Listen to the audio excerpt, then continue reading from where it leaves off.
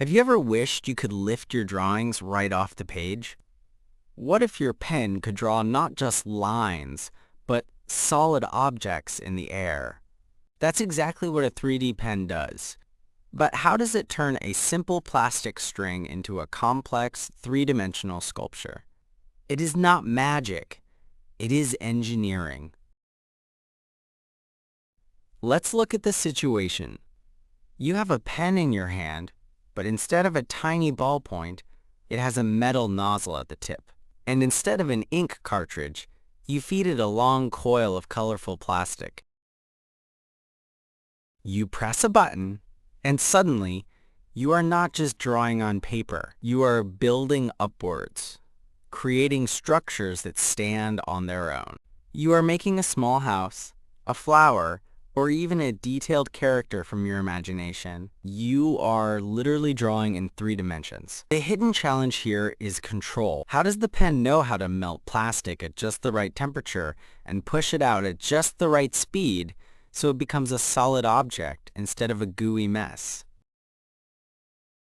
The secret begins with the plastic itself. This is not just any plastic. It is a special material called a thermoplastic filament. Think of thermo as relating to heat and plastic as meaning it can be molded. So it is a material that becomes soft and moldable when heated and solid again when it cools. The most common types are PLA, made from plant-based resources, and ABS, the same stuff Lego bricks are made from. Both are designed to melt at a very specific temperature. Now let's look inside the pen. When you feed the plastic filament into the back, a set of small gears grabs onto it. These gears are connected to a tiny motor. When you press the draw button, the motor turns the gears, slowly and steadily pushing the filament forward through the body of the pen. The speed of this motor is very important. If it pushes too fast, you get a blob of plastic. If it is too slow, the line will be thin and weak. The pen's internal computer or microcontroller controls this speed precisely, making sure the flow is just right for building. The filament travels down a narrow tube inside the pen, heading towards the most important part of the entire device. This destination is called the hot end. It is where all the transformation happens. The hot end is a tiny heating chamber that gets very, very hot. We are talking about temperatures around 200 degrees Celsius or nearly 400 degrees Fahrenheit.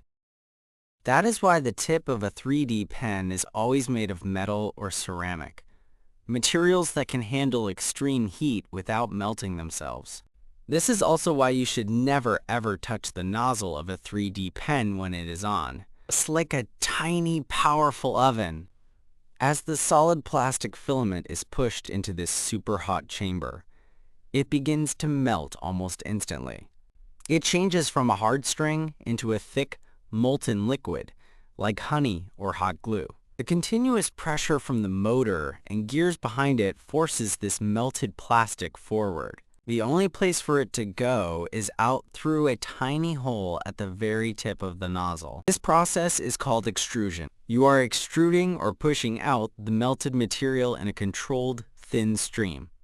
The size of the nozzle's opening determines how thick your drawn line will be. Finer nozzles create more detailed art, while larger ones can build structures faster. Now for the most amazing part. As soon as the molten plastic leaves the hot nozzle and hits the cooler air, it begins to solidify. This cooling happens in just a second or two. It is so fast that the plastic holds its shape almost immediately. This rapid cooling is the key that allows you to draw vertically into the air. You are not waiting for glue to dry.